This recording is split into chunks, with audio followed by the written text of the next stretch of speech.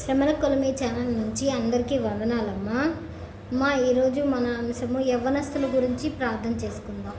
యవ్వనస్తులు అనగానే మా కాలేజీకి వెళ్ళే పిల్లలు, జాబ్ చేసే పిల్లలు, పెళ్ళి కాని పిల్లలు అందరూ యవ్వనస్తులే కదమ్మా. వాళ్ళు దారి తప్పిపోకుండా ఎవరితో ఉన్న ప్రేమలో పడి మోసపోకుండా ఉండడానికి అబ్బాయిలైనా అమ్మాయిలైనా ఇద్దరు మోసపోతే ఇద్దరు బాధపడతారమ్మా. మోసపోవడం అంటే మనం నమ్మిన వాళ్ళే మనల్ని మోసం చేస్తారు, ఇంకెవ్వరు మోసం చేయలేరు మనల్ని. మనం ఎవరినైతే నమ్ముతామో వాళ్ళే మనల్ని మోసం చేస్తారు.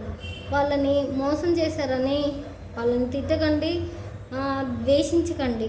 ఎందుకంటే ఎన్నో శ్రమలు మనం పొందుతూ ఉంటాము. ఆ శ్రమల్లో క్షమించండి. యేసే మనల్ని క్షమించాడు కదా. మనం ఎన్ని పాపాలు చేస్తే ఆయన నడిచే దారిలో ఉన్న దుమ్ముతో కూడా మనం సమానం కాదు. ఆయన మనల్ని పాపాలని క్షమించి మన కోసం ప్రాణం పెట్టి మన కోసం చనిపోయాడు. మోసపోతే మాత్రం మేము ఎందుకు బతకాలి అని ఎలాంటి చెడ్డ పనులు చేయొద్దు, చనిపోవాలని చూడొద్దు. ఓకేనా? ప్రార్థన చేసుకుందాం. కృపాశక్తి సంపూర్ణుడైన నా ప్రియ పరలోకపు తండ్రి, నీ నామానికి వేలాది వందనాలు, స్తుతులు, స్తోత్రాలు తండ్రి అని వేణువులతో కొనియాడుచున్నాము తండ్రి. యవ్వనస్తులు ఈ యవ్వన కాలంలో వాళ్ళ శరీరం చేసే బలహీనతల వల్ల వాళ్ళు ప్రేమలో పడతారు తండ్రి.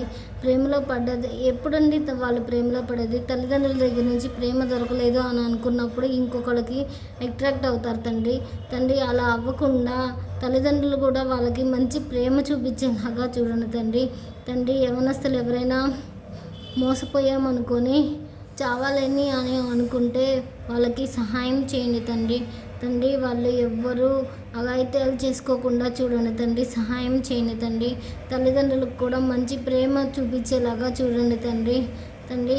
మీరు తప్ప మాకు సహాయం చేసేవాళ్ళు లేరు తండ్రి. ప్రతి బిడ్డను పేరున ప్రతి బిడ్డను దర్శించి వాళ్ళకి సహాయం చేయమని యేసయ్య కృపానామమున ప్రార్థించి అడిగి వేడుకొంచున్నాం తండ్రి. ఆమెన్. వందనాలమ్మా. తల్లిదండ్రులు మీ పిల్లలకి ప్రేమ చూపించండి. మీ పిల్లలు మిమ్మల్ని దాటి ఎక్కడికి పోరు. సరేనా?